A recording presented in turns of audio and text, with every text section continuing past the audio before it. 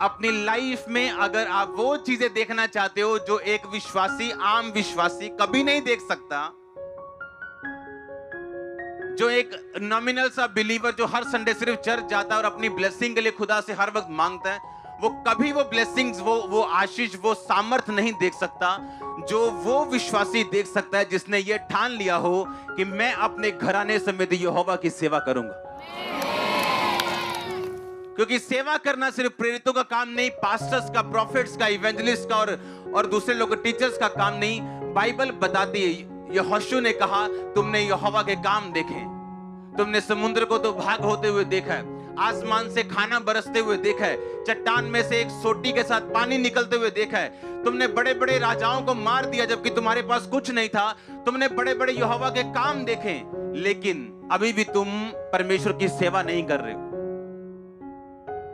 अगर सेवा सिर्फ प्रेरितों का काम होता या सिर्फ सेवकों को ही सेवा करनी होती तो यहोशू ये ना कहता कि तुम लोग चुन लो कि तुम किसकी सेवा करोगे। इसका मतलब ये, आप में से जितने लोग बैप्टाइज्ड हैं, जितने लोगों ने बपतिस्मा लिया, तौबा कर लिए, आप सब लोग सेवा करने के लिए चुने गए।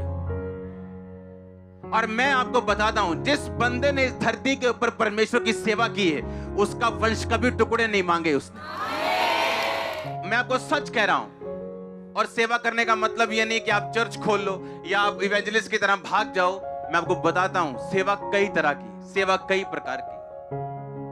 मेरा बिलीव यह है कि अगर आप चर्च में 1 साल से ज्यादा के मेंबर हो तो आपको वॉलंटियर होना चाहिए, आपको दरी साफ करने वाला होना चाहिए, गवाहियां लिखने वाला होना चाहिए, या क्वायर में होना चाहिए, या प्रेयर आर्मी में होना चाहिए। आपको किसी ना किसी डिपार्टमेंट में जरूर होना चाहिए। चाहे आप दूर क्यों नहीं रहते, चाहे आप महीने में 1 मीटिंग अटेंड करने के लिए क्यों नहीं आते बॉम्बे से, आपको तब भी मिनिस्ट्री का हिस्सा बनना होगा अगर आप स्पेशल परमेश्वर से आशीष चाहते हो तो। होता क्या है, क्यों परमेश्वर चाहता आप सेवा करें? बाइबल बताती, यूहन्ना 12 उसकी 26 आयत को जब हम पढ़ते हैं, लिखा, यदि कोई मेरी सेवा करे तो मेरे पीछे हो ले। अपनी स्क्रीन की ओर देखो, जहां मैं हूं वहां मेरा सेवक भी होगा। यदि कोई मेरी सेवा करे तो पिता उसका आदर करेगा। कौन आदर करेगा? पिता। जब आपको अगर देश का प्रेसिडेंट बोले कि अगर तू ये काम करे तो मैं तेरा आदर करूंगा, वो आदर कैसा होगा आप सोच सकते हैं। जब देश किसी का आदर करता है तो वो उसको सम्मानित करता है, पद्म भूषण, पद्म विभूषण। हाँ, परमेश्वर ने कहा अगर तुम मेरी सेवा करोगे मेरा पिता तुम्हारा आदर करेगा। अब सोच लो वो आदर कैसा होगा। इसीलिए जो सेवक सच्ची तरह से परमेश्वर की सेवा करते हैं, उनके खिलाफ जो मर्जी हो जाए उनका आदर हमेशा बढ़ता है, कम नहीं होता। आपने नोटिस किया होगा, परमेश्वर ने कहा अगर तू मेरी सेवा करे तो मैं तेरा आदर करूंगा, मैं तेरी इज्जत करूंगा। वो इज्जत आपके घराने से होके आएगी, रिश्तेदारों से होके आएगी, समाज से होके आएगी, आपके परिवार से होके आएगी। वो इज्जत जो आपने लाइफ में कभी नहीं देखी होगी, जो आप डिमांड करते हो, सोचते हो, एक्सपेक्ट करते हो, आपकी वाइफ करे, आपका भाई करे, आपका छोटा भाई करे, छोटी बहन करे, आपके बच्चे करे, जो आपने कभी हासिल नहीं की। परमेश्वर ने कहा अगर तू मेरी सेवा करेगा तो मैं तुझे इज्जत दूंगा, मैं तेरा ऑनर करूंगा। और जब ऑनर खुदाबंद करेगा तो सोच लो वो कैसा करेगा। अगर सर्वशक्तिमान परमेश्वर आपकी इज्जत करेगा तो सोच लो वो कैसी करेगा। इस दुनिया में कुछ प्रॉब्लम्स ऐसी हैं जो आपकी प्रार्थना से हल नहीं होती, आपकी फास्टिंग से हल नहीं होती, प्रार्थना करवाने से हल नहीं होती, जो सिर्फ सेवा करने से हल होती। सिर्फ सेवा करने से, जो और किसी चीज से हल नहीं होती। इस हफ्ते मुझे एक मैसेज मिला कि मेरा एक दोस्त है जो जलंधर का, वो मुझसे मिलना चाहता है। और ऐसे बहुत से लोग चर्च में आते हैं कि मैं उसका दोस्त था, मैं उसका रिश्तेदार हूं, तो इतना सीरियसली नहीं लेते थे लोग चर्च के। लेकिन जब मुझे वो मैसेज मिला मैंने तुरंत रिप्लाई किया। मैंने कहा मैं इससे मिलना चाहता हूं क्योंकि ये मेरा बेस्ट फ्रेंड था। सुनो ध्यान से। और जब मैंने स्टोरी को याद किया और जब मैंने नशा करना शुरू किया था तो वो मेरा दोस्त था। इकट्ठे हमने बैठना, काम करना। अटारी बाजार में मेरी दुकान थी जलंधर में, उसकी भी दुकान वहीं पे थी। शराब पीनी, सब गलत काम करने उसके साथ। और मैं एक ऐसा व्यक्ति हूं शुरू से, अब सिर्फ मसीह में आने के बाद नहीं, मसीह के आने से पहले मैंने कभी पैसे की परवाह नहीं की। और जब भी दोस्तों के साथ खाना पीना होता था तो पैसे मैं खर्चता ज्यादातर 90%। पर एक छोटे से बिजनेस की वजह से मैं उससे अलग हो गया। वो मेरे साथ मैच नहीं किया, मैं उसके साथ मैच नहीं किया। और मैं हमेशा सोचता था कि मैं कभी भी एक बिजनेस की वजह से किसी से अलग नहीं हो सकता, लेकिन वो मुझसे अलग क्यों, परमेश्वर ने उसे दूर क्यों किया, लेकिन कभी मुझे समझ नहीं आया। मेरी फैमिली का प्रभाव नहीं था मुझ पे, उसका प्रभाव था मुझ पे। अगर मेरी फैमिली बोल देती कुछ ये काम करना है तो नहीं करता, अगर वो बोल देता वहां पे जाना है, वहां खतरा है जान का, तो चलना है। ऐसा दोस्त था। और उसके मेरी लाइफ से जाने के 3 महीने बाद मुझे मेंटली अपसेट के अटैक होने शुरू हुए और मैं मसीह में आ गया। सुनो मेरी बात, अगर वो बंदा मेरी लाइफ में होता, मेरा मसीह में खड़ा होना आसान नहीं था, ये पॉसिबल नहीं था। और मैं प्रभु से पूछता कि परमेश्वर, इतनी बड़ी बड़ी बातों में मैं कभी लोगों से अलग नहीं हुआ, लेकिन ये छोटी सी बात से आपने उसे अलग क्यों कर दिया। तब इतना ध्यान नहीं था इन बातों में, ना मैंने ज्यादा पूछा, क्योंकि मेरा सारा ध्यान इस चीज पे था कि मैं मरूं ना, मैं जीवित रहूं और मेरे मेंटली अपसेट के दौरे, ये सब बीमारियां मेरी लाइफ से दूर हो जाए। बस इतना ध्यान उस समय था। लेकिन दिल में ये बात थी कि उसको परमेश्वर ने मुझसे अलग क्यों किया। और कल हम 18 साल बाद मिले और कल परमेश्वर ने मुझे बताया कि अगर ये बंदा मैं तेरी लाइफ से अलग ना करता तो मेरी सेवा कभी ना कर पाता। सुनो मेरी बात, जब मैं नॉन बिलीवर था, जब मैं अविश्वासी था, तो तब परमेश्वर ने उसे दूर किया था, मेरे मसीह में आने से सिर्फ 3 महीने पहले। इसका मतलब परमेश्वर मुझे तब भी जानता था और प्यार करता था। सुनो मेरी बात, अगर परमेश्वर का हाथ मेरे सिर के ऊपर था तब भी जब मैं अविश्वासी था, तो सोचो जब मैं विश्वासी बन जाऊं और सेवा करने लगूं तो क्या होगा। आप मेरी बात समझ रहे कि नहीं? जब परमेश्वर आपको सेवा करने के लिए चुनता है, आपको बड़े काम करने के लिए चुनता है, आपकी लाइफ में ऐसी घटनाएं होती, ऐसे इंसिडेंट होते जिनका आपके पास कोई जवाब नहीं होता और आपको वो दुखी कर सकते हैं। परमेश्वर ने मुझे कहा कल कि जब तू अविश्वासी था तब मेरा प्रेम तुझ पे प्रकट हुआ, तब तू मेरी योजना के नीचे था, आज सोच क्या होगा।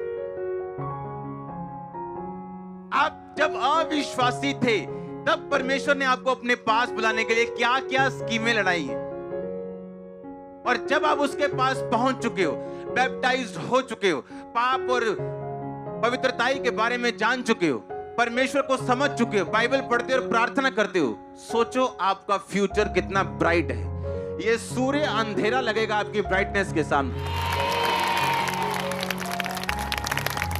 परमेश्वर में मुझे सेवा में लेके आने से पहले परमेश्वर ने मेरा हर बेस्ट फ्रेंड मुझसे दूर किया। जिस बंदे का प्रभाव मेरी लाइफ पे था उसको मुझसे दूर किया। लेकिन मुझे इस बात की तब अवेयरनेस नहीं थी, मुझे नॉर्मल लाइफ लग रही थी, लेकिन ज्यादा ध्यान तभी भी अपनी हीलिंग की तरफ था, क्योंकि इतना मैं मेंटली अपसेट था कि मुझे दोस्ती, यारी, परिवार, किसी चीज का फिक्र नहीं था। एक ही चीज मुझे सताती थी और मैं छतों पे जाके रोता था कि मुझे अपनी फैमिली को छोड़ के जाना पड़ेगा क्योंकि मैं सुसाइड करने जा रहा हूं। बस ये दुख था मेरे दिमाग में कि मैं इंजीनियर हूं, मैं इतना पढ़ा हूं, लेकिन अपनी फैमिली के काम नहीं आया, अब मैं मरने जा रहा हूं। बस ये दुख ज्यादा था मेरे हार्ट में तब, और साथ साथ परमेश्वर काम कर रहा था। और वो 3 दिन यहां आता रहा, वो कहता रहा मैं मिल के जाऊंगा, मुझे मालूम है कि अब उससे मिलना आसान नहीं है, मुझे प्रोसीजर्स फॉलो करने पड़ेंगे, मैं सब फॉलो करने के लिए तैयार हूं। लेकिन जब मुझे मैसेज मिला, मैंने कहा कोई प्रोसीजर नहीं, सीधा घर आ जा। हम 5 घंटे बैठे उस दिन कल, हालेलुया। और वो देख रहा था, कहता ये क्या हो गया, ये वाला अंकुर और वो वाला, इसमें जमीन और आसमान का फर्क। जब परमेश्वर आपसे सेवा लेनी चाहे, जब आप इस बात के लिए तैयार हो कि मैं और मेरा घराना में यहोवा की सेवा करेंगे, तो कुछ ऐसी घटनाएं होंगी जो आपको समझ नहीं आएंगी।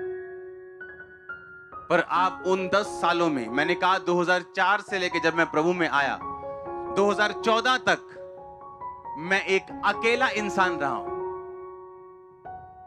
मम्मी से कोई बात नहीं, पापा से कोई बात नहीं, भाई से कोई बात नहीं, कोई दोस्त नहीं,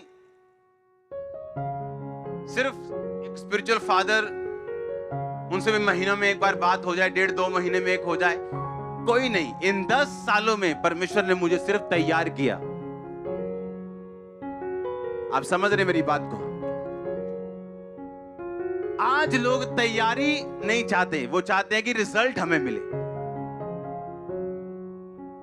अगर आप इस बात को ध्यान से समझो, जो गीत आप सुनते हो अर्नेस्ट मॉल के, सिर्फ अर्नेस्ट मॉल एक ऐसे सिंगर हैं जिनको मैं सुनता हूं। अगर आप आजकल के वर्शिप उठा के देखो तो उनका ध्यान वर्शिप की तरफ नहीं, एक सीन में 4 सूट चेंज हो जाते हैं। मतलब आपको देख के लगता है कि यार बंद करो इसे, मेरी स्पिरिचुअलिटी कम हो रही। सॉन्ग सुन के मुंह की तरफ ध्यान है, ध्यान तो मतलब एक्सप्रेशन नहीं मिस होना चाहिए कोई भी, पर सॉन्ग में मसा हो चाहे ना। ये जो फॉलोअर्स होते हैं ना, ये जो फॉलोअर सब्सक्राइबर्स, टिकटॉक पे ऐसे लोग जिनकी सिर्फ ये धीमे धीमे करते हैं और 3-3 करोड़ 30-30 करोड़ फॉलोअर्स होंगे। हाँ, तो क्या हम उनको कामयाब मान ले? कामयाब हो गए वो? अरे यार, परमेश्वर की निगाह में कामयाबी कुछ और है। हालेलुया। कल मेरा दोस्त आके बता रहा था कि यहां जलंधर में ऐसे लोग जो टॉप पोजीशन पे हैं, और लोग बोलते हैं क्या बात, क्या अमीर बंदा, एक ही बेटा नशे करता है। वर्शिप का माहौल ही खराब कर दिया आप तो। अर्नेस्ट मॉल रात बैठते थे, पूरी रात 12 बजे बैठना, सुबह 7 बजे तक परमेश्वर में प्रेयर में बैठ के 8 बजे परमेश्वर ने बोलना भजन संहिता खोल, मैं तुम्हें सॉन्ग देता हूं। ऐसे यंग सिंगर्स हैं आज भी, अगर आप उनको सुनो तो आप देखोगे कोई ओवर मेकअप नहीं, बस सॉन्ग की तरफ ध्यान है, सामर्थ की तरफ ध्यान है, गाती हैं तो मजा आता है। हाँ या ना? और ऐसी हमारी लाइफ होनी चाहिए। आमीन। ये फॉलोअर्स तो टिकटॉक पे भी बहुत है लोगों के, वहां पे जार गलत बातें करो तो आपके लाख फॉलोअर बन जाएंगे। बन जाएंगे कि नहीं? कुछ भी गलत डालो फॉलोअर बन जाएंगे। अरे लोगों को टाइम पास करना है, आप टाइम पास करने के लिए नहीं आए। हालेलुया। आपको सेवा करनी है। मेरी 4 साल की बेटी अभी से सिंगिंग सीखती है, प्रोफेशनल सिंगिंग। सिर्फ ऐसे माइक लेके नहीं, सिंगिंग सीखती है पूरा हफ्ता, एवरी डे। हमने जहां बच्चों को लेके जाना है, आपको जहां जाना है, आप आज तैयारी करोगे उसकी। आमीन। इमेजिन करो 2004 से लेके 14 तक अपनी शर्ट लेने मार्केट में नहीं जाता था, अपनी पैंट लेने लड़के जाते थे लेने के लिए। बिल्कुल अलग लाइफ, दुखी जैसे आप बोलते हो कि अकेली लाइफ टोटल। क्यों? परमेश्वर तैयार कर रहा था मेरे को। आप उसकी सेवा करने के लिए अगर तैयार हो, कुछ घटनाएं होंगी, कुछ इंसिडेंट्स होंगे, कुछ दुख खाएंगे, लेकिन वो आपको इतना तैयार कर देंगे, उसके बाद की ब्लेसिंग आपकी अनमैच्ड होगी, कोई मैच नहीं कर पाएगा आपसे। यहोशू ने कहा तुम चुन लो तुम किसकी सेवा करोगे, तुम चुनो तुम किसकी। मैं तो अपने घराने से मैं यहोवा की ही सेवा करूंगा, तुम चुन लो तुम किसकी सेवा करोगे। इसका मतलब एक विश्वासी भी खुदाबंद की सेवा करने के लिए बुलाया गया।